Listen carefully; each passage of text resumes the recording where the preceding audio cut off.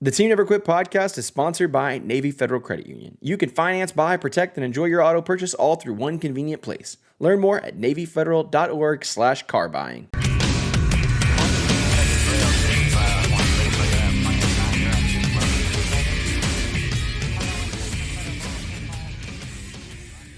And then I said, let's get up, get ready for the next. And we did. And everybody performed bravely, and it was a horrible, tragic moment, but it was also a beautiful moment. And I'll never forget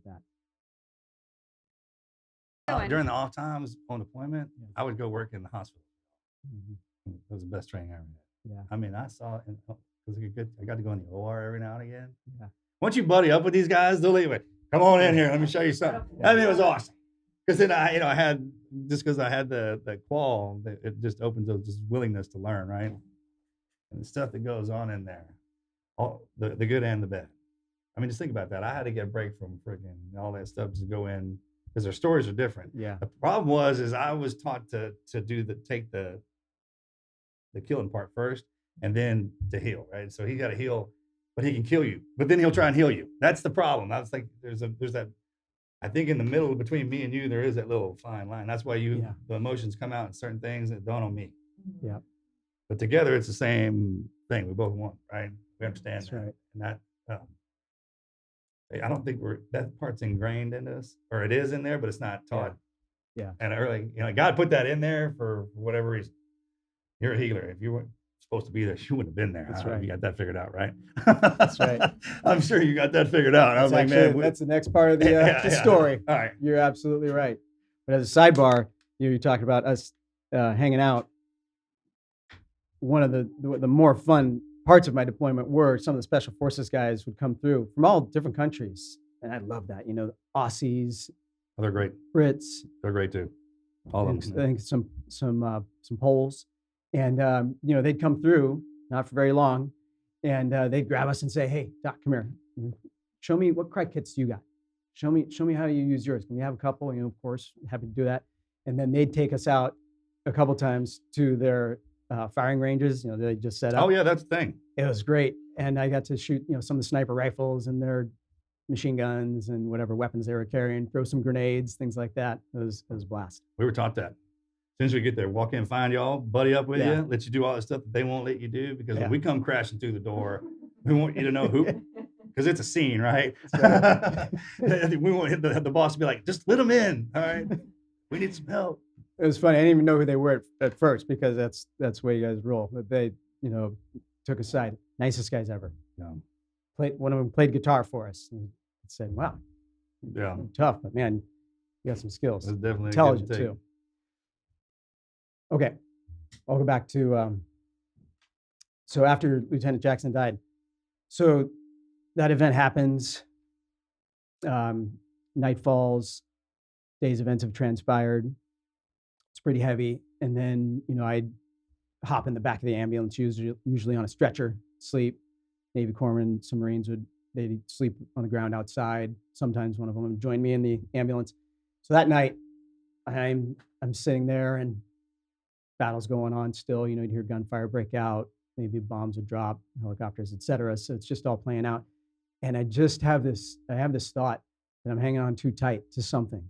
I don't know exactly what, but I know something's got to change. I've got to release something, because I hadn't fully accepted fate, and I wasn't quite all the way in. And that's how I describe it. I was still part of the way in with where I was, what I was doing, and what the next day would bring. And I just said, "Hey, Wilkes, you got to be all the way in right now, or you're gonna just do something stupid or emotionally not make it, what have you." And I said that to myself, and I also prayed about it. And I said, all right, that's it. If I'm supposed to be here, if this is my fate, that I signed up for but didn't sign up for, then so be it. Everything else goes out the door. Why me things? I didn't expect to see this much trauma, this much death, those kind of things are out the door. I'm all the way in right now. Got on my knees in the back of the ambulance. Never forget the cold, grainy, dirt on my kneecaps. And I just said, "God, give me the strength I need. I need to be all the way in, whatever happens." life, death, and really okay with where I'm at. Because I remember, I laugh about it now. I remember thinking to myself, man, if I die, if I get dead, I'm going to be really pissed. I went through med school and Right. residency and all this training. I met the girl. She's back home. I'm going to be really pissed off, God, if I don't make it back. So I'm having those thoughts. But part of it was real, part of it, I felt like that. I kind of wanted my cake. I wanted to have my cake and eat it too, a little bit. Wanted to have that glory, loved wearing the uniform, loved me being with the Marines, and wanted to come back in one piece and kind of have it guaranteed, Sure. And so that changed that night. Beautiful woman at home and come back. It doesn't, in the Bible, it says to command it, command your will. Yeah. What you're gonna... That's right. I actually had a moment too. I think every guy does. Yeah. And they're different. There's the one where the trauma comes in and that brings the shift. And then there's one, I was sitting there too. I was like, okay, you can, because you try to half-ass it, you'll be halfway tired. Yeah.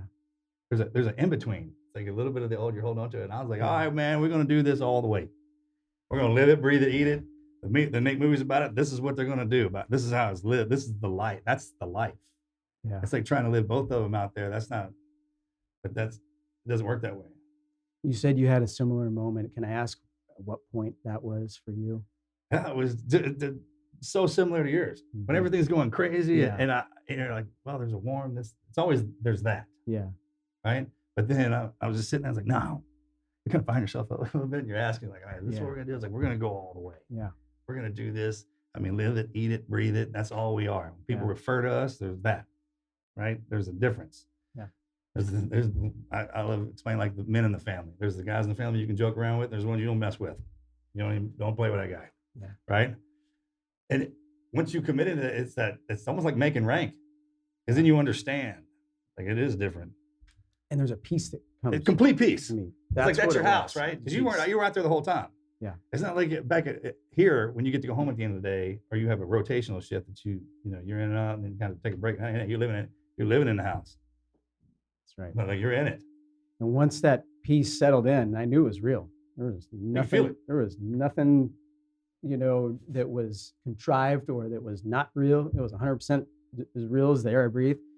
And I got up and off my knees, and I felt the change. I felt the wave. I knew I wasn't miraculously going anywhere. There was only one way back. That was forward. So through it. But my heart was changed. My heart, and that translated to my mind. And for the rest of my time at the Cloverleaf and the deployment that night got me to where I needed to be. And of course, I am thankful that I had that moment, because I just think things could have been a lot different. So that was a great moment. Well, and if you're not in it 100% with your heart and your mind, then that is when casualties happen. Yeah, that's right. That's right. Because you're not fully focused on it. That's right. Well, you think about it, there's a casualty. As a TV, like you're watching it. Like, that's how it was for me. Yeah. And then I'd be like, well, I think you're supposed to do this, as opposed to when it comes in there, you're in the moment. It's just that's what we do. And then as soon as that switch flipped, how it works now. Now once it gets activated, you go into it. The hardest part was switching it backwards. Learn how to. But that's faith too. Like if you're just in your mind, like, oh yes, I'm a believer, and you do the movements of believing, but until your heart is really in it as well, like you need to jump both feet forward. And so you're not just going through the motions. You're not just going through the motions. Right. You have to truly believe it and feel it. Yeah. Knowing, believing, and then understanding. Yeah. And then once you get that, then it's right. All the rest of it's gone. There's no other way. I was trying to steer the ship. I wanted to steer that ship more than I should have. Yeah. Or than I even realized, really. That's probably a better way to describe it. It was more than I realized. I wanted to steer that ship. But that ship was steering itself, the deployment, life, you name it. But I think as a physician and in any occupation you do, you want to control things, and you're trained how to control a lot of it, and how to take action and make decisive decisions that make a big difference in the outcome. And then there's those points where everything goes to hell and you have no control, and you got to recognize that and not try to overcorrect that. Otherwise things will go wrong. You can. ask for a better training scenario. I mean, throw the doctors in here in a hurricane with people shooting at them, throw the sand in there with them. Yeah. Because usually when you get to the hospital, it's like touching home plate. Like, oh, I made it. Because when y'all would come running out, I'd be like, it's fucking just the last thing I saw was you in that uniform. I was like, oh, well, I'll wake up underneath the light. I'll be fine. That was the thing. Just get to the house. And I mean, that level of calm, that's how you know your skill. Yeah. Because no matter once you get into it and everything else disappears around you, it's just like spinning around. You can't touch it. It's like your own energy just defeats all that for the purpose you were there. Was there a breath of relief for you, Marcus, when you had medics hands on you and just knew that, okay, I've got IVs going in, I've got professionals around me, or was it still so bad that you didn't feel No, it's funny.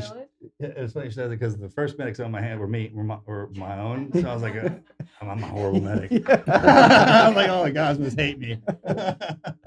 Because I wouldn't take my morphine or my gunshot cocktail because I had a head injury. Yeah. And my stomach was messed up. In Red Wing, the first medic to him was the Army, the Green Berets. Yeah, Green Beret. That made it there on foot.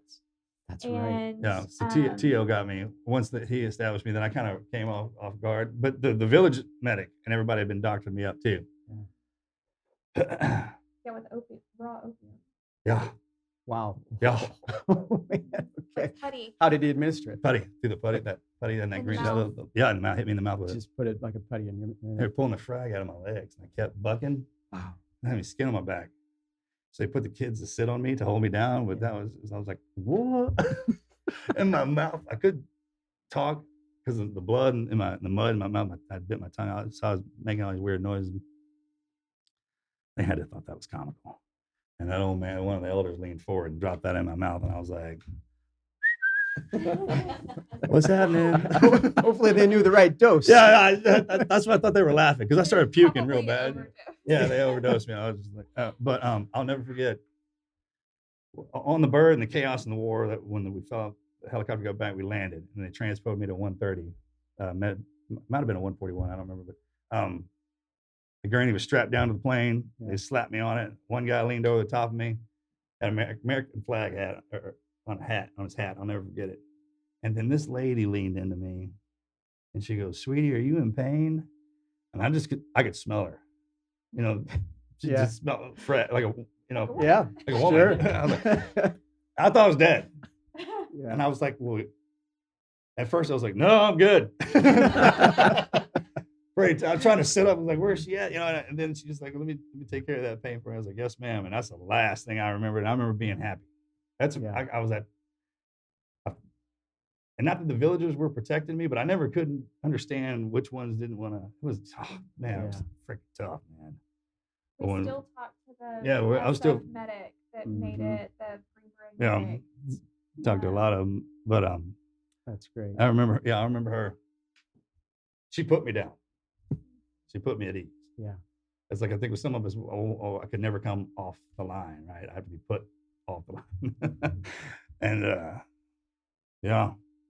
when I see y'all, that's when I know two things. One, I'm good, I'm gonna make it, and one, I've had a hell of a day. Things have not gone well. Right. We've gotten after it, that kind of thing, and the respect I have because I understand a little bit of what you know. Yeah. And that's another thing, making friends with them. Because when they come dragging me into the hospital, where they pulled me, I knew that's where I was working, and they couldn't believe it when I came in there. I remember some of the nurses; they couldn't even work on me. Yeah, they're crying. Like, I can't look at him. What's the matter? I must have looked a lot worse than I thought. It was something, man. We laugh about some of these things now, and I appreciate your humor a lot. And just a funny sidebar on the morphine story was our very first wounded Marine when we got to the base was a Marine who cleared his weapon incorrectly and discharged a round into the firing chamber, and shrapnel got thrown up on his legs. Anyways, it was pretty bad. And so we rush out right outside our gates. We load him up onto a Humvee. I tell my corpsman to give him 10 milligrams of morphine with an auto injector. So he does it. We load him up. We're getting him back to the battalion aid station. And my corpsman says, "Doc," as we're driving away, I think I injected myself. Oh, yeah, upside down? He did it upside down. I've seen that with an EpiPen. Oh my God. So tell them to enjoy the ride. And And then that Marine's in the back just still screaming, right? He was scared to death. And the only thing he didn't do correctly was tell me right away. And so I pulled him in and I said, I won't say his name.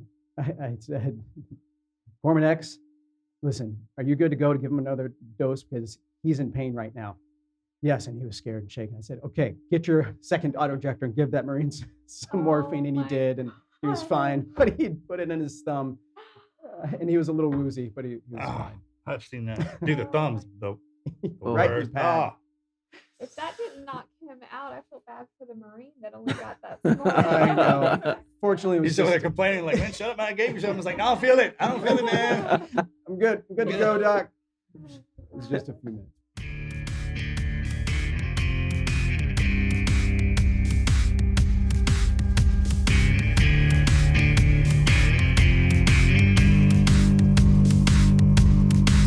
Let's take a second to thank our sponsors over at Human. It is hard to make sure you're getting all those nutrients you need throughout the day because we're busy. We're busy people, all right? We've got busy schedules. We have work obligations, hobbies, kids, sports, whatever it may be. It's getting in the way of that essential self-care you need to be the best person you could be, parent, spouse, friend, employee. This is why Super Beets Heart Chews should be a big part of your day. They're amazing. They taste great. Sometimes I wonder, how can I be doing something that's good for me that tastes this awesome? They are pomegranate berry flavored. And really what makes them so unique is that they have a special ingredient. They're combining non-GMO beets with grapeseed extract, and that is really what makes them special. The grapeseed extract used in Super Beets Heart Chews has actually been clinically shown to be 2 times as effective at supporting normal blood pressure as a healthy lifestyle alone. And healthy blood flow means more energy. I've noticed that when I chew these guys up, I'm getting that little boost of energy that I need without the jittery caffeine stimulants that you get from other products. And all you need is 2 delicious chews a day that are gonna give you that blood pressure support you need, the energy you want. And I just think it's a great way to get some of those things that you need in your life without having to, I don't know, consume something that just tastes terrible. Do what I did and support your heart health with the delicious Super Beets Heart Chews. Get your Super Beets Heart Chews today at superbeets.com/TNQ. That's super, BEETS.com/TNQ. And when you buy 2 bags, they're going to throw a third one in for free. That's superbeets.com/TNQ. Come on, guys. It's going to give you that energy you want. It's going to help support blood pressure. What can I say? I can't say anything more. superbeets.com/TNQ.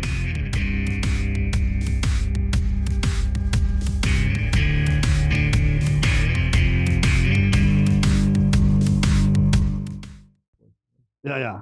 Some of that stuff, I mean, it's here for a reason. I mean, studying medicine, especially the history of medical trauma and the wars, our own, especially the Civil War, and what has had to go through, just the advancements in medical science and how that works is such a blessing. It is. And the forward capabilities, I think the biggest advancement I've seen in military medicine is not so much at the level of care where I was, Echelon 1, or even field care, although certainly some with the quick clot and the high-speed tourniquets and Crike kits and things like that. But the biggest advancements are at that next level, where you can get them to a field surgical hospital within 10 to 20 minutes, and they can provide life-sustaining surgeries, major surgeries, right there at that echelon 2. Of course, it depends on the environment you're in. Middle of Afghanistan, not so much, but in the Battle of Fallujah, we had surgical capabilities within minutes of the battlefield. How long were you in Fallujah? We were there for about 3 weeks, and then we pushed into the city as the Marines were pushing deeper into the city. They moved the battalion aid station into the soda factory. It's one of the chapters.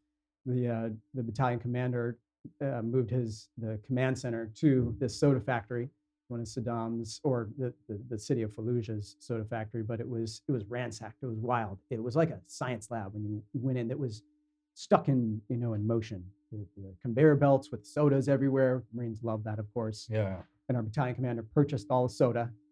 I don't know who he bought it from, but I think the mayor of Fallujah, so they could drink all the soda they want. And that's where we set up our new battalion aid station and command center as the battle continued in Fallujah. So we were there for another few days, and then, if you recall, there was kind of these ceasefires. It didn't go too well. Not a whole lot of ceasefiring happened, but we asked for the insurgency There's roughly about 20,000 insurgents at that time. And Marcus, I believe you were in Ramadi on your second tour. And some of my Marines were also in Ramadi while some of the battalion was in Fallujah. And anyways, the streets were booby trapped expertly. So the Marines are going house to house. And I talked to a lot of them about how difficult that was, going from house to house, and the overwatches, like Chris Kyle, providing fire support for some of the Marines going down these streets, and just an unbelievably complex thing. I treated a number of Marines with, some shell shock, some combat stress. They'd bring them to us, and I'd either say they're good to go and get back in the fight, or we'd send them back to, one of the rest and relaxation tents, which I think they do a lot better these days. It was talked about a lot. I was in charge of a lot of that, kind of giving briefs as we're going into theater and out of theater about, hey, this is combat stress. This is what it looks like. You have these symptoms, come to us. And even down to, the line, platoon commanders and such, to recognize it. And I thought it was good, because it'd get them out of the fight where they're more of a liability, and get them help, and then get them back into the fight when they could. So the ceasefire happened. Not many weapons were turned over, as far as I know, and we pulled back out. And that was, of course, very controversial. Me including most of my Marines were not happy with only taking half the city. And of course, that didn't last long. A number of months down the road, Battle of Fallujah 2 went down. I was gone. I had rotated out by that time. You study the wars enough, and the battle plans. Sun Tzu, first of all, you read that one, and it gives you a good idea of how it works. But I remember doing that, having to take some of the stuff and then giving it back. Yeah. Just like we were training. Is that we're training for war in war? That's right. Nobody seemed to think it was a good idea. And I don't believe, really, I think there's a lot of pressure from way high up. Oh, sure. Well, the problem out there, they're not out there with us. And then it's just kind of like, if you know anything about the Comanche Nation, they had tribal chiefs and they had the war chiefs. It's like in the Navy, we have chiefs. If you can have a platoon chief or runs the show, is in charge of that. When you pull him down, he had a ceasefire. Well, then the other one just step in and go, or who's outranks who. And we just didn't know the slang, the culture. Each like being out here, rolling to a different town, man, you get a different everything. And just for us to sit in there and set up shop and do that, and last as long as we did, is something unbelievable. And then to go back in and do it all over again in the second battle, and they did it. And, got the job done. So the rest of the deployment was certainly less traumatic than Fallujah was, but there was a lot of time to go still. After that, we did a couple ops in the cities. And where'd they move y'all back to? We stayed at our FOB, Camp Mercury, for the rest of our deployment. We would egress to the Mech finally when we left, and then convoy to Al Taqaddum, and that's how we ended up leaving on a AC C-130. I'm saying that right.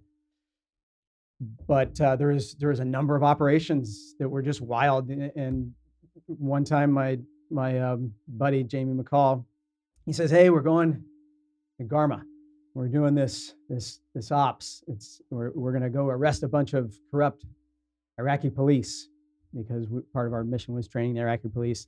And so my med caps. Yeah. We had a civil affairs group that would go out, risk their lives every day. Oh yeah, I remember those. Every day. In fact, Captain McCall, I went with him one day with a suitcase of $500,000 in cash to go make salacia payments. That's a real thing. Real thing. Many people don't know. Understand what we're talking about. It's like we would have to go in and we would get in a fight in the neighborhood. Imagine the gangs we have here. Well, then they would send us in to go clear that out. Yeah. And then the next day they'd have to send the civil affairs in to clean up the nice people, to apologize for anything that might have happened while we were whipping everyone's ass.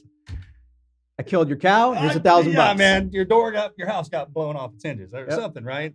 And it was wild. But and then the police officers and then the med caps, like we would have to go in there and train them. So on our down days, it didn't matter because the police officer would be getting their ass handed to them or something would be going on. Code Red, not to compare it to MASH and the comedy, like there's always something going on with the caches. That's why we would go over there. Yeah. I mean, just to watch. The stories you guys have are unbelievable. And I mean, because everything rotates through medical. I was gonna say, sorry to interrupt. No, you're not. You're great. It's like, the best part was with Jamie, who's the lawyer who's going on to these payments. So he's like, I don't know what a wall costs, you know. And Donnelly's like, oh, well, I grew up doing construction. I'll just go with you. So these people would sometimes be like, oh, I want $500, and he'd be like, that concrete only costs Because they $200, whatever. Yeah. This is an outrage. He's like, they stole all my jewelry. This door was, they broke it. It's like, it doesn't look like there was ever a door here. Right. There wasn't, but there wasn't. We're sitting at a table in a little, hut with the civilian and their representation, which was some kind of, lawyer, and me and some Marines and $500,000 in cash. And they just bargained. And I'd be in the back row going, Jamie, it's just cement driveway. It's got some pockmarks in it. $200. Okay, so check it out. my You're God. actually sending, not y'all, but a lot of times, depending on the age or where the kids are from, into the community that have the best barterers on earth. Yes. Yeah. That's all they do. Think about that. You're talking about a used car salesman times 100, and you're trying to go in there. They will. It's unbelievable to watch them work. I learned more from watching the village elders barter with the commanders. They're relentless. Dude. I mean, it's amazing. And they're so good. They'll think, man, they're upset, but they're not. Yeah. They're great at Right. what they, man. They'll just play Convincing. things. Convincing. And it was, it was abused, but then of course there Oh, was sure, a lot yeah, of good yeah. people who lost a lot. And Yeah, yeah. so those are the Iraqis we were trying to help. And same on the ops I started to tell you about. We go in and we're training the Iraqi police. A lot of them doing good things, corrupt ones. I had to give them fake medical exams, and then they'd go out the door and get arrested. And we're doing this ops in Garma, and then just out of nowhere, incoming rounds, mortars, boom, boom, boom. I kind of take cover in the corner of the building, of the room we're in, and Jamie's on the other side. And we had just been looking through, it was like a Field and Stream magazine talking about where I'm going to hunt, where he's going to fish. And I look up and, okay, thanks, for bringing me on this ops, buddy, and Right? we had a good laugh about it. But that was life in Iraq, It was, and then you'd get back to your base and you'd feel, okay, I made it home, made it through another day. And it was just wild. It was just wild. Coming back into those plywood, it was like a castle. Yeah. Because you had it rigged up. I mean, it was like it's funny how you go back to. Yeah. And even there, sorry to interrupt, but this story rings true because I made it back to my little plywood castle at the fob from the Cloverleaf. I was rotating out. I wrote a chapter about this, and I get back for a little R&R and a hot shower and some chow, and been a few days. Change my underwear, those kind of things. Huge. Big time. Big deal.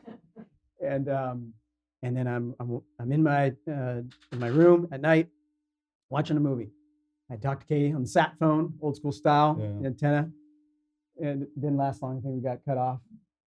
But the movie ends, and I push the button on my laptop to end the movie. And at the exact same time, I can't describe it other than it was like a hiss of 1,000 snakes just is descending upon me. And then just boom, it was like a giant picked up my room and just shook it. And it was rockets, 2 of them, right on the money, in our fob. They had never hit anything inside the walls. And this was that first night after I got back for a little rest and relaxation. So that one threw me down on the ground. I could have sworn it landed on our head. And I get out to the BAS, a bunch of Marines comes clamoring in, and another rocket had hit the phone tent, ripped shrapnel through the phone tent. A few of them had shrapnel wounds, fortunately none life-threatening. And another rocket hit right in one of the officers' tents. I believe it was all officers. Ripped it to shreds. I walked through it the next morning. It was like a jungle canopy of light shining through. Ripped it to shreds. All those Marines were out on patrol that night. None of them wounded. So everybody was fine that night. But it just was one of those things where you're never safe. And I think earlier, Marcus, you alluded to, you're living at this 10 out of 10 level. And you don't realize it, I don't think, why you're there, because that's normal. You're just surviving. That's the human mechanism, the adrenaline, that keeps you at that 10 out of 10, or maybe an 8 out of 10 when things are calm. And then turning off that switch doesn't happen by any means for weeks to months, sometimes when you come home. Because it changes. In the beginning, when those rockets are coming in, it's a different feeling. Yeah. And towards the end, you're sitting there just getting comfortable in your bed, and a rocket blows through your tent. Then you get mad. You're Yes. like, who did that?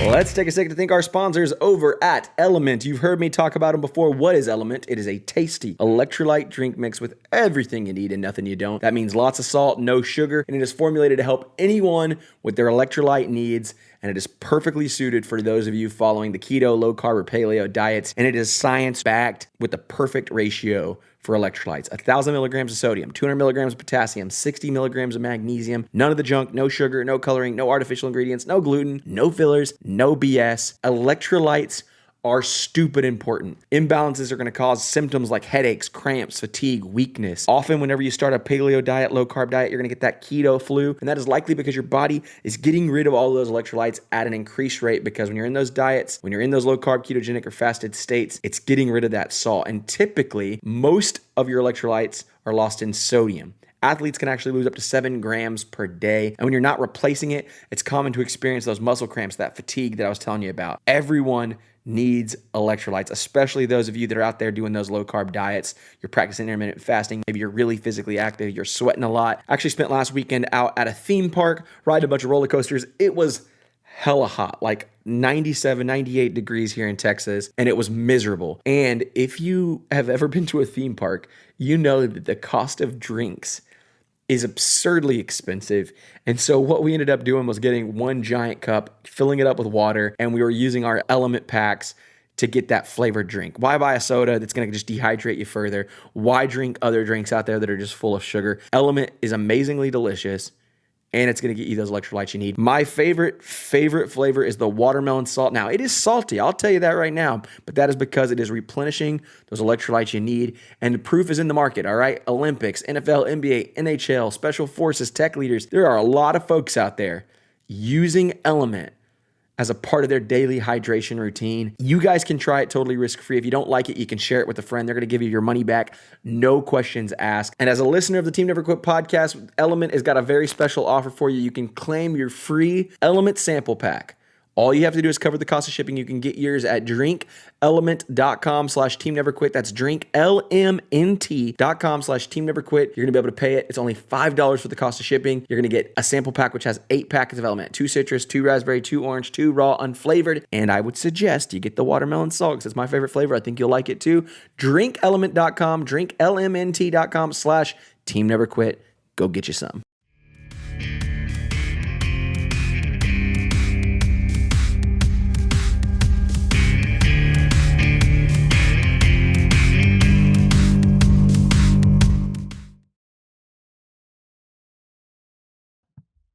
The plywood home castles are the best, because like when y'all would leave, when the docs would leave, you can tell the younger guys would be like, "Man, is he coming back? Because that thing's a castle mansion over there. It's got his little." And then you do some upgrades, right? Upgrades to it, right? Yeah, the garbage can, and hopefully you had a desk with a dirty clothes hamper with a lid. Right. It was real nice. Always upgrades. So good.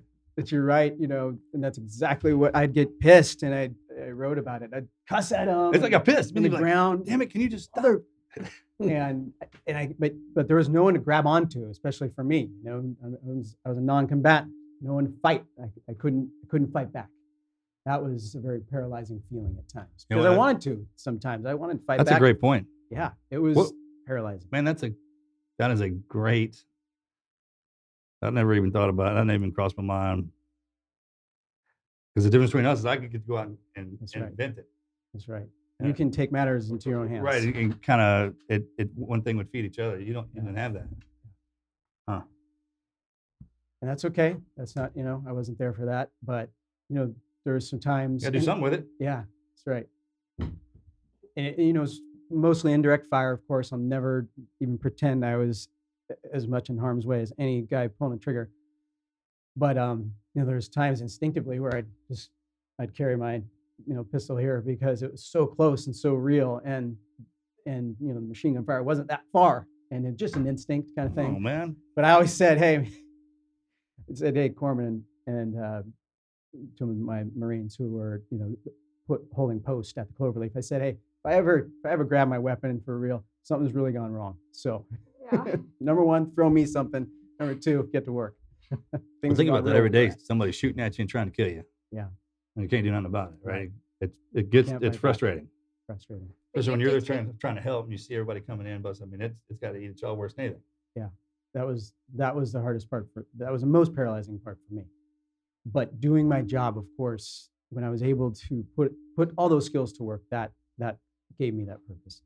Melanie, I think you were going to ask I something. was just going to say, you have to use your anger as fuel to save people. Yeah. Instead of revenge and get back That's at right. the people. That's right. I had to channel it. Yeah.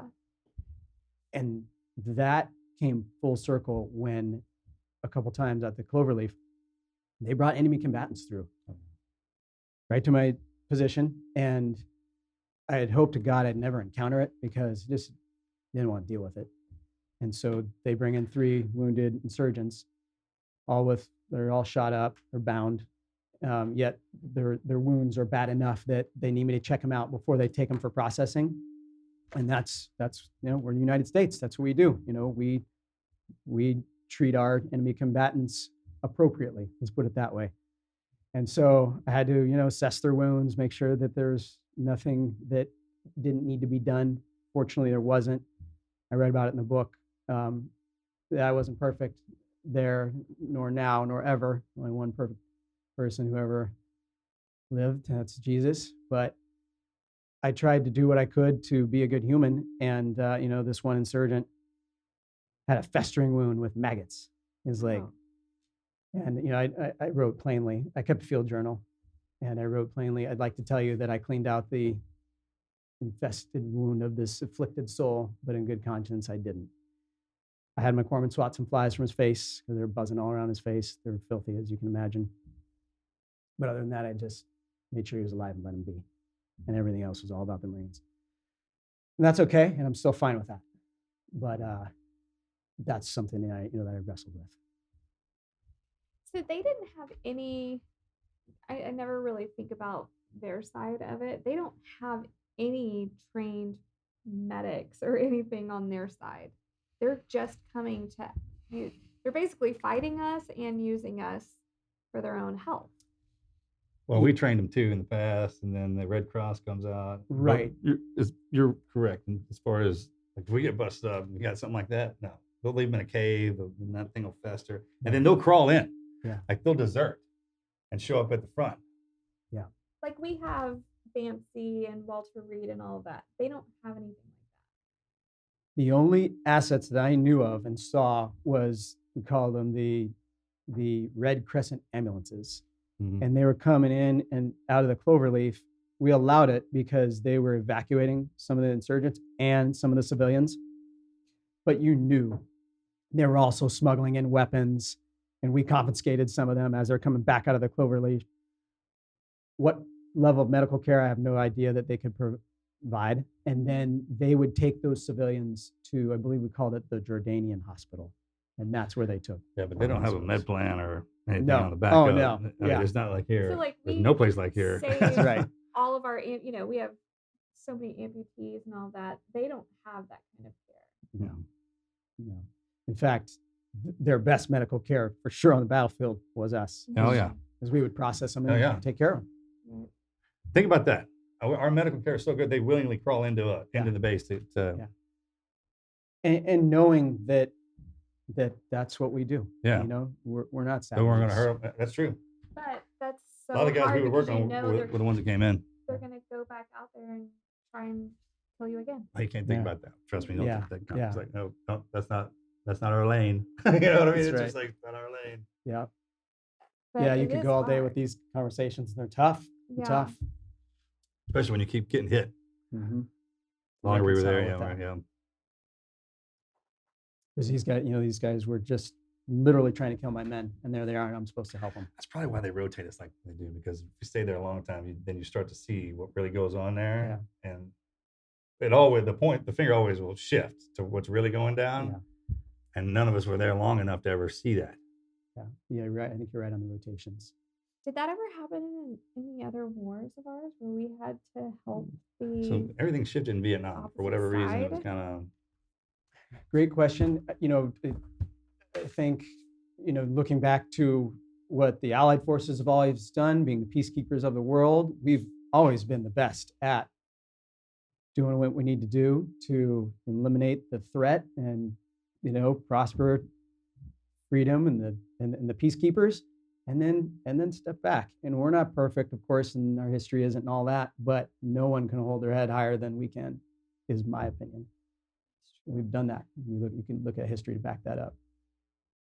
What was unique for me historically was there was just a handful of us, and I didn't know it at the time, but there was just a handful of us, Navy physicians or military physicians in general, that were as close to urban combat as I ended up being. And again, I didn't know it. I just was like, this is war. man, you need to start a camp for docs to go work in the inner cities. Yeah, you're right. I understand what bother you. Yeah. Yeah. Something that bothers you to dig is just annoying. That's Yeah. it. Because if it put us back in it, because every day after we get back and you see, it still teaches us. Because when you come back to how great this is, and I understand, I hear people complaining about some stuff. I'm like, I can't believe you're complaining about it. Mm-hmm. It's a luxury to have it. That's the luxury, is that you can complain That's about right. it. I mean, there's other That's right. places that don't even exist like that. And then you just we kept having to go back. And then everybody even the bigger thing is everyone would rotate in and come back to us. You're never Mhm. out. Not until the rest of us are out. Right? That kind of thing. Right. And so it weighs on you. And you can see that. And also comes the way we're brought up. So the fact that the machine runs the way it does is, It's a beautiful thing. man, And the Navy has partnerships with in California with hospitals like LA USC County Hospital, which is where all gang violence and trauma goes down. And so before my second deployment, they sent me there for a month, and I worked with the trauma team and went into surgeries and treated gunshots and all that. And I am sure the Special Forces come through there now. yeah. They had a little camp set up right at USC, and just best training in the world. Best train.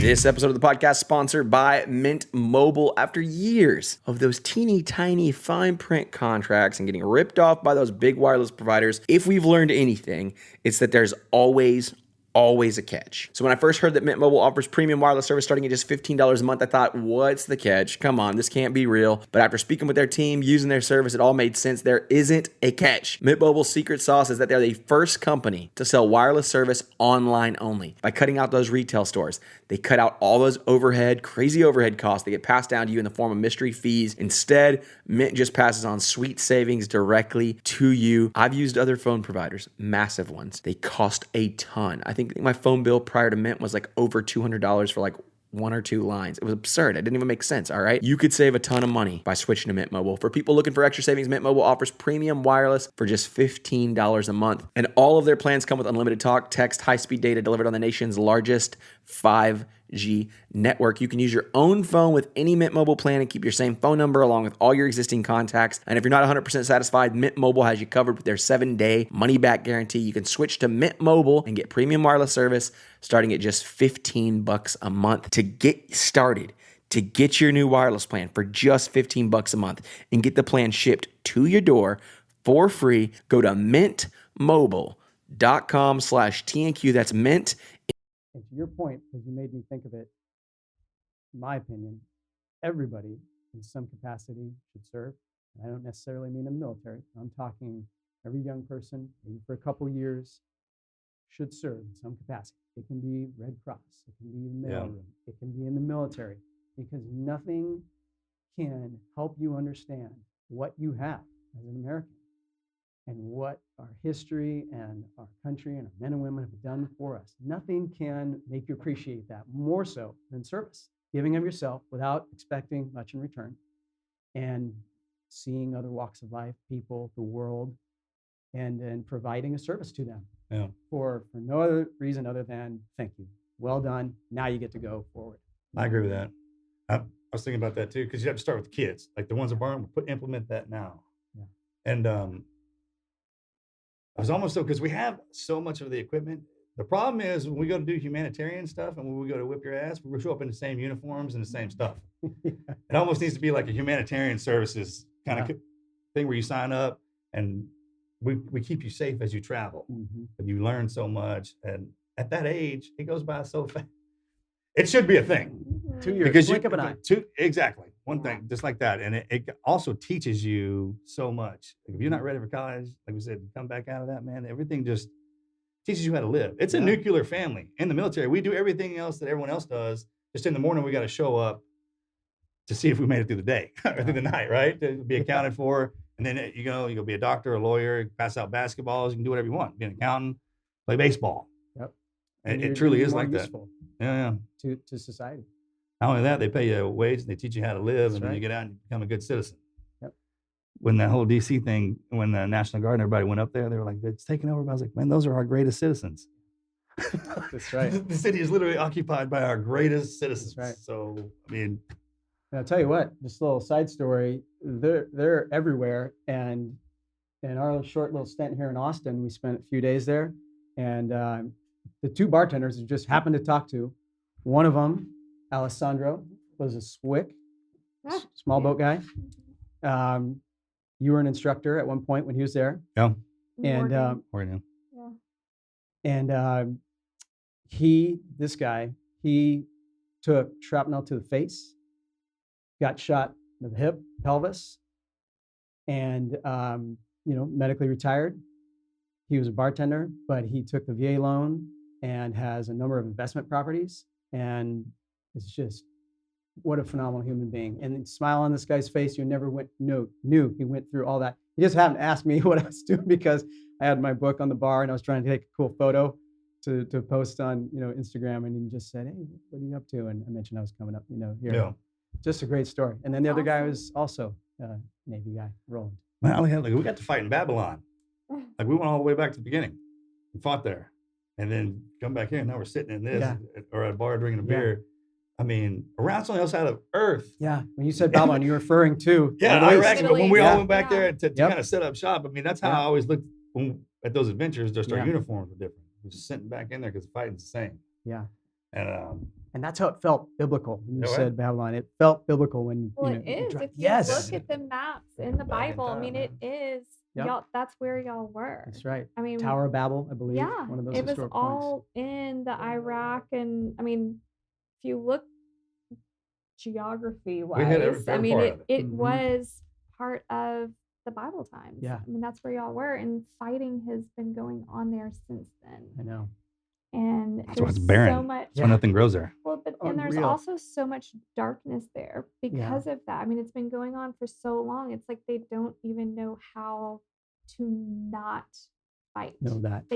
It's like this constant negative energy is just brewing there. Yeah. And there will never be peace. It's like, this ain't normal, right? Yeah.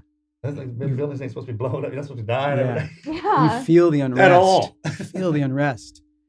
And I drove throughout so much of the country, and even just going on convoys into Baghdad and into the surrounding towns, just wild. There's Smell, burn all that trash, streets, just Yep. walking thigh high. Yep. And then there's these beautiful children running alongside the convoy with smiles on their face, and you see that light, but then you just feel the unrest. Mhm. It's just an unrest. Well, it just goes to show children are born innocent. Yeah. And then our environment and everything just Yeah. warps them into It's funny, I don't know why I thought about some point out to me. It's almost like the unrest has been there so between them so much that they bring us in so them kids will have somebody else to be mad at. So it'll stop. Yeah. You know what I mean? Because they don't know there's no difference. That's right. But if there's unrest already and then you throw like something like us in there, it just causes, I mean, we had to literally stop everybody and that but yeah, it's just bottom line is, man, just be kind. Don't fight, Yeah. That's how it works.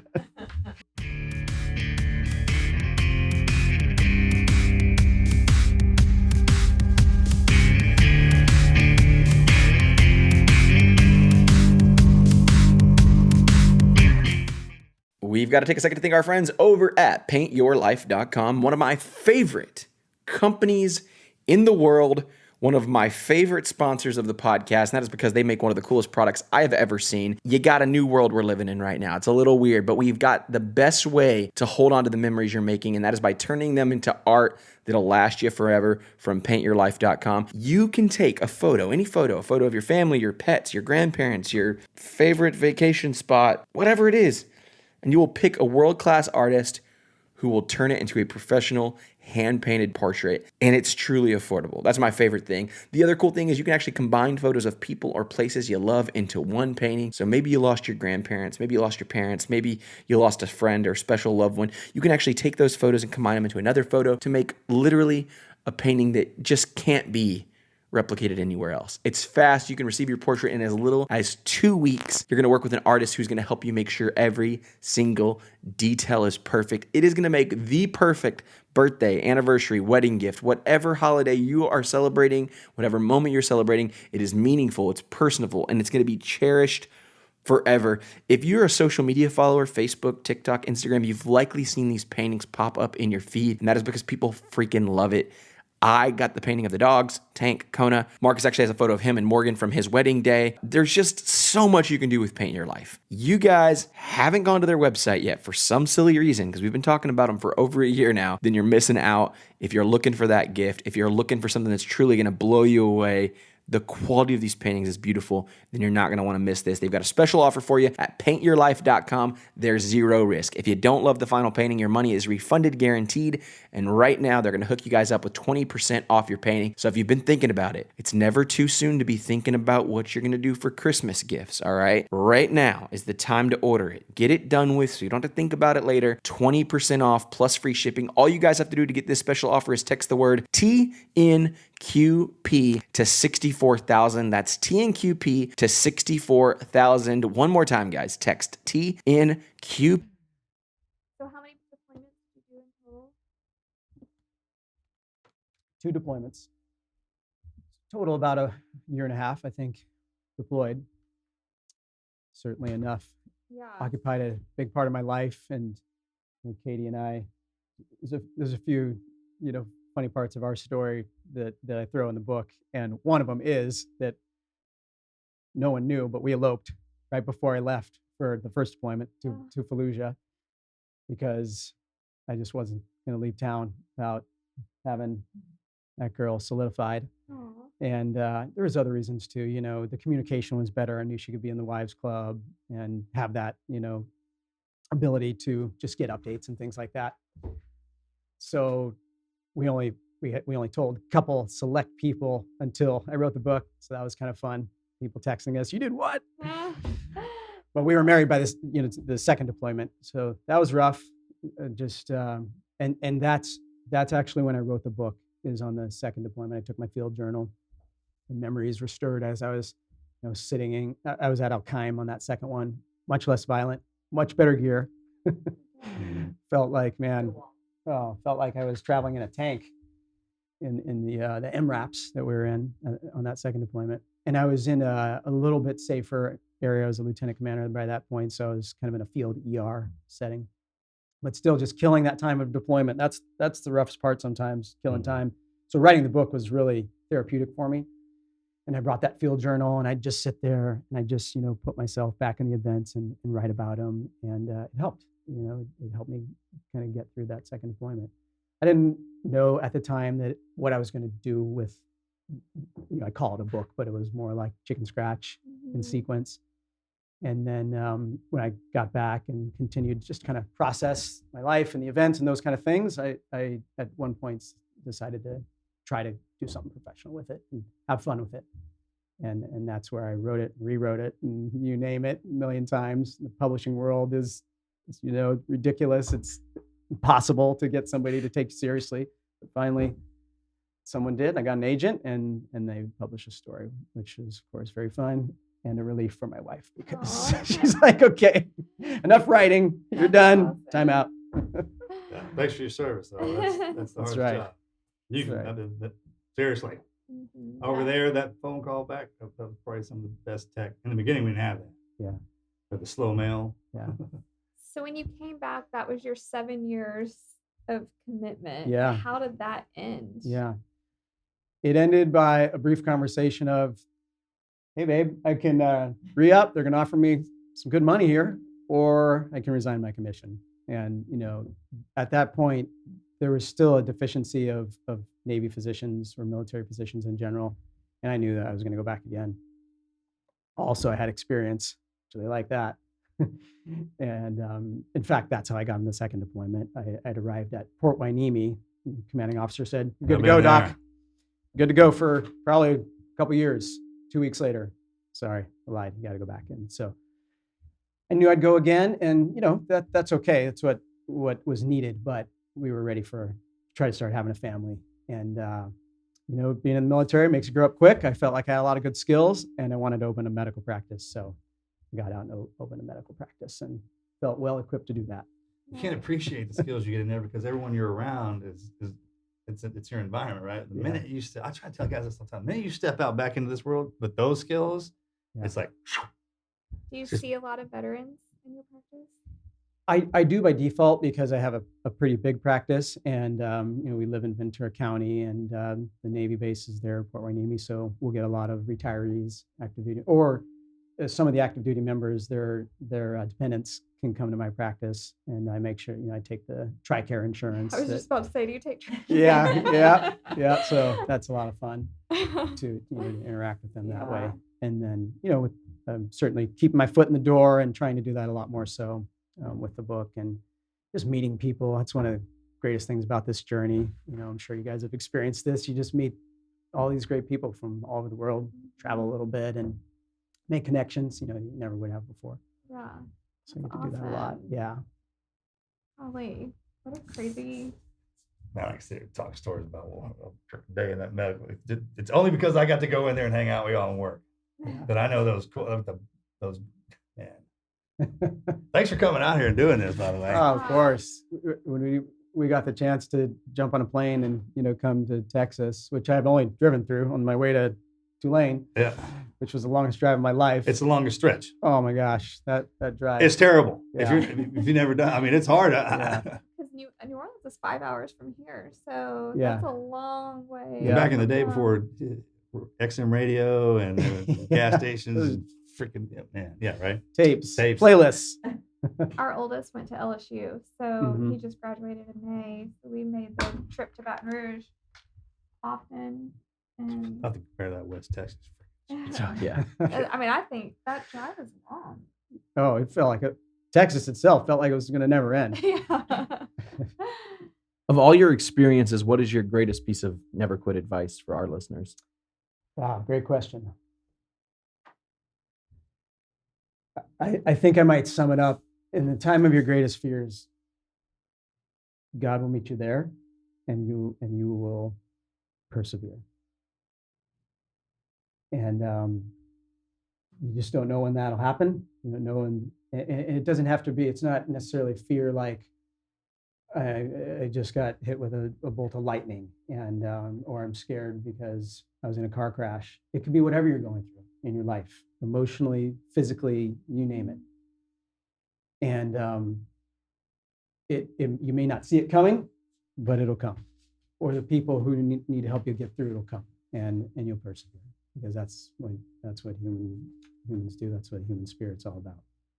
And that's what I've learned, I think, about myself, even when I didn't know I could. Were you raised in a home that really drove faith into your family, or was that something you got when you were in the military? Yeah, a little bit of both. Yeah. Well, some people don't even believe in God or anything, and then they find God through experience, and some people have that foundation. Yeah. It was a little bit of both for me. I was raised Catholic. I was an altar boy and all that. I'm Catholic too. Okay. Mm-hmm. And then, so that was great. And I, love that part of my upbringing, those foundations. For me, I wasn't quite connecting as a young man in the Catholic Church. And so when I was in college, just my first year, or even late high school, I just started going to local Christian church. They had a youth group, and it just was kind of one of those groups where it was different from anything I'd ever seen. You know, we played sports. That was the first thing we did. Played sports and laughed and talked, and then we got into some of the serious stuff and some of the life lessons, and it just became a little more applicable to my life. And I found ways that I could put it in my world and execute it a little bit more. So that faith took me into the military and took me into what I was doing and what I did. But I think it also allowed me, when the time came, to have some real serious conversations with God and be pissed, be upset, know I'm not perfect, cuss, whatever. Do what I needed to do, because I know that God doesn't care about any of that stuff as long as you're moving towards light, as long as you get there. That's all he cares about. So I just want to get there. Yeah. It's funny. A friend of mine the other day, we were talking about youth in the Catholic Church and how they don't really have anything. And so that's how, like, in our generation, that's how so many people, myself included, were pulled away from the Catholic Church because of all the non-denominational youth groups. They like stole us. Yeah, they killed it. They do. And knocked it out of they the park. make it so relatable. And then just recently I've gone back to the Catholic Church and I'm like, we need a youth group, because that's how so many kids have been taken away from the church. And anyway, but it's funny that you say that, because it's something I've been talking about this week with my good friends, that they are starting a youth group at the church. I'm like, yep, they need it. Yep. Just brings it into their world, and it makes it less scary and less obscure too. Yeah. You know, you can apply it. Right. That's awesome. Well, it's supposed to be applied at different ages. Yeah. That's the whole point. Yeah. It's poetry. When you read it, it tells you something different at every age and experience. Right. And a lot of people are like, I can't read. It's like, man, it's written for a human. Yeah. To read it and understand. So the stuff in there is kind of plays out the way it does. Yeah. And it's been translated. Yeah. But it's still written and then for humans. People will pray for, it's like, I really want this. And then they'll be put in a situation that produces that. And then they'll pray to get out of that. Because it's usually always going to be the opposite of what you think gets you what you want. That's right. And then once you understand that, then it kind of, and that comes with age. First 40 years are in darkness. Right. I was like, in our family, 0 to 40, no wife, no kids. Trying to figure out what you're not. And life has a way, just like gold in the fire, right? That's right. Chips away, and then those moments remind you of them and make you appreciate them. Lessons, it's like in school, man. Sometimes they come, you don't want to. A lot of times they do. And after a while, that wisdom sets in. And it's just like every day is something great. And you nailed it on the head. You pray for it, and then sometimes you get it, but then well, did I really want it? wait. and that's like that. That's right. Yeah, I want it the way I envisioned it. Right. That's exactly the way, my medical career. I prayed and tried so hard to get into medical school. And again, I was good, but then, man, UC Irvine, and then I'm with the best of the best, and I did that, and I was very proud and yet humble about it. And get to Tulane, and then it's the best of the best, and so to finish that road at the end of that little journey, I was like, wow, I made it. I finally made it, because I knew once I got through medical school, okay, I can be a doctor. I know I can practice my craft. And then I wanted the military too, wanted those stars and stripes, and I was the type of guy who I'd hear the Top Gun theme song, the burn. I'd hear that one. Yeah, man. Yeah, dude. And that would get me through sometimes. I remember thinking that when I left Katie, I remember just feeling like, all right, game on, man, it's go time. And I'd hear the song in the background as I was walking away from it. That's a true story. That is not made up. And that would keep me going. But then things got rough, and I would say, whoa, put the brakes on, and that was the challenge. That's why those are there. Yeah. And then when you kind of go all the way back to the phone call and hear their voice, it's like, hey, everything's great here. You know what I mean? It's needed in the darkest moments when the message you have shows up. That's all I needed to hear. I'm curious, with your being a doctor and having all the military experience, I have seen, especially with Marcus and a lot of the other SEALs that have gotten out, the functional medicine has really helped more than like the old traditional, throwing opiates at them and stuff like that. Do you mess around with any of like the more holistic functional medicine stuff, or are you old school pain pills, Xanax, that kind of Yeah, prescription? yeah, good question. Huge topic. The answer is yes. And I would tell you that I like to practice the best of both worlds. Mhm. And that's not easy to find because a lot of good medicine is, hey, this is what we know, this is what science has shown us, or just trial and error, time and time again. This is what we know, and this works. And there's a lot of that. And good medicine should be a lot of that. But then there's some things we don't know, and that there's not a test for, or just hasn't been tried as much yet, and it still needs to be explored. Mhm. And a lot of people do want that in between, because I'll tell everybody, with medicine, taking medicines, drugs, whatever, none of them come with a free ride. They all have their downsides. Even the best medicines or antibiotics in the world, they have their downsides.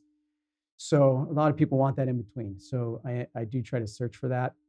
In my practice, we actually have physical therapy. I have a staff physical therapist who are doctors now. They get that credential. And then my business partner is a chiropractor.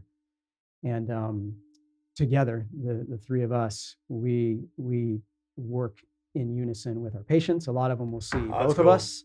Yeah, Like a mind, body, and spirit all Yeah. counseling together for that's one. right. That's squared And away. we'll bounce things off Yeah, each yeah, other yeah, me, too. right. It's great. And I have a little pharmacy in my office. It's got traditional medicines, and I've got supplements. Oh, so you're a healer.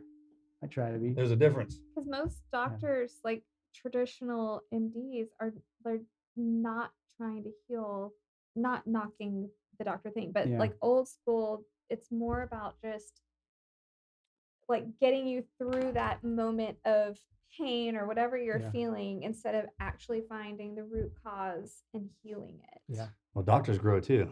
Right. There's different kinds of 1000%. docs. So in the beginning, just like going through phase training, I learned how to patch them up. There's the Yeah. patch up doc, then there's Yeah. the Mhm. get you well, then the healer, then the one that just kind of masks the right. symptoms problem. I mean, that's just That's right. the highest honor you get is that one. You're 1000% correct, and I don't take that with a grain of salt, because the moment you stop trying to learn new things and grow as a physician is the moment you should retire, because it's ever changing. That's what I love about it. And it's frustrating too, because you have to take your boards every 7 to 10 years and pass all the standards and show you're smart again. But then there's all this stuff that's outside of that you need to learn and know and continue to grow, or you get left behind. And I love that part about it. Yeah, yeah. Everything, right? It's got to be the hardest Everything. profession because the human body changed. That's right. It changes, shifts. Our understanding of it and how to treat it, how to heal it. And to your point, Melanie, not just treat the disease and boom, okay, treated that disease, now we're done. Looking beyond it, how can you prevent things? Maybe how can you look towards the future of this person's health and wellness and help them prevent stuff that might be coming down the road. And what Katie was bringing up, and I'm very proud of Tulane. They're one of they may be the first medical school in the country to incorporate culinary medicine, or using food as medicine, into their training and their curriculum. Oh, wow.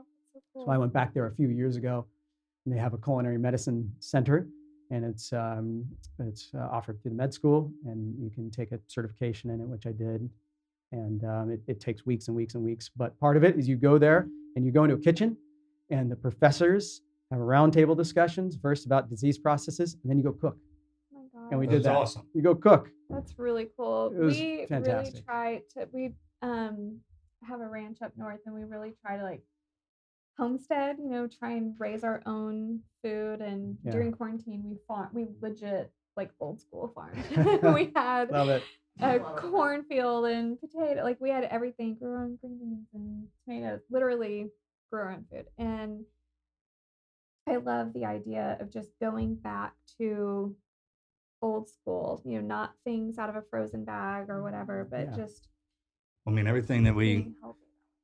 the earth is a source of life, not a resource. Everything we exhale or instrument, it feeds off of. Everything we feed off of.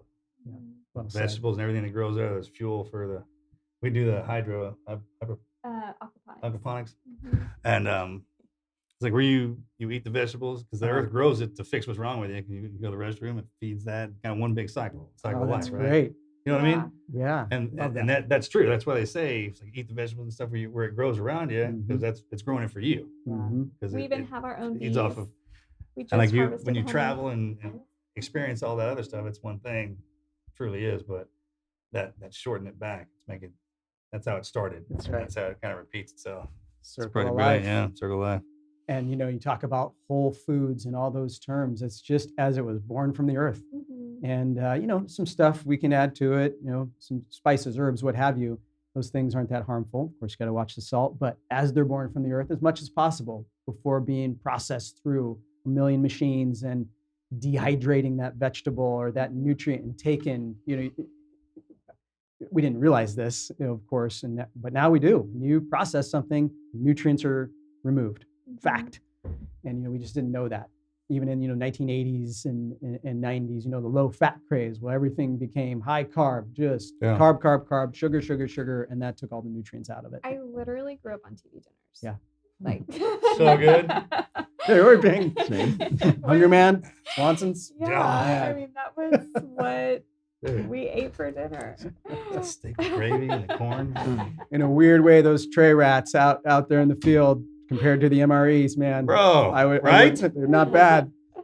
They probably last forever. I don't even think Full about that. I was preservatives. like, hey, what do you want me to send you? Man, send me a bunch of Hungry Man dinners. That's awesome. How can people support you? Where can they get the book, follow you, all that jazz? Yeah, everything can be found at coderedfallujah.com. And social media, love followers, send me messages.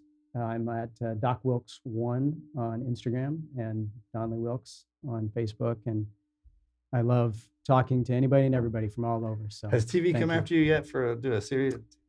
Nothing serious, If you've heard it though. If it's in a whisper, it's already A going. few people have whispered, That's and all I needed to hear. I try not to take that too far. Just let it carry itself. Yeah. If that's. Thank you for that advice, because sometimes I don't know what to do or how to handle it, but I'm just loving the ride. Yeah. I had to learn that one. I'm sorry. Gary Sinise? Yeah, and he Yes. endorsed the book. Yeah, oh, nice. Yeah, he's the one who reached out Love that guy. to introduce you. He is just fine human. He is. And little side note on him, I met him on the second deployment in Al-Qaim. He was on his USO tour. And we had a little quick laugh. He was just coming through. We took a picture. And he asked where I was from. I said Malibu, because we were living in Malibu at the time. Katie was working in LA. I was going up to Wainimi. And he said, well, what did you do wrong to get out here? Malibu Doc. I've never heard of that type thing. I had a laugh. And then come home, exit the military, move to our current home. And we're out at dinner one night in Westlake Village. And there's Gary, with his family. And I said, Katie, I've got to go say hi to him.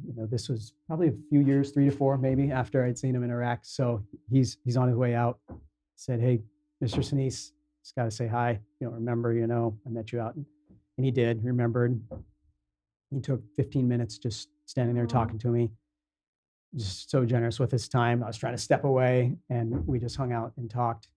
And over the years, we just kind of kept in contact. And when I wrote the book, he was kind enough to take a look at it and endorse it and That's just support it. awesome. Wonderful Yeah. human. Tell him, say, hey, I need you to play me in that show. I'll be a consultant on the deal. I told Because those are the best stories come out. I'm not even Yeah. kidding. They are the greatest. I joked with him one time. I said, Gary, you might have to play General Mattis. It won't be much, That'd be fun, yeah. but I'm going to ask. Everyone loves a hospital drama. The ones out there, I mean, seriously. And that's Yeah. real life. Yeah. That's really cool. Thank you for coming on and You're sharing welcome. Your story. Thanks for having us. It's been I a love that. real fun trip for us, and we loved it. Even the drive, from Austin, just going through the back roads. A lot of Oh, fun. it's Yeah. beautiful. Yeah, it's Gorgeous. Thank you so much for listening to another episode of the podcast. Make sure you subscribe on Apple Podcasts, Spotify, Stitcher, CastBox, anywhere you get your shows. Can't wait to see you guys next week. Dr. Wilkes, thanks again for joining us. Thank you, Andrew. Loved every minute.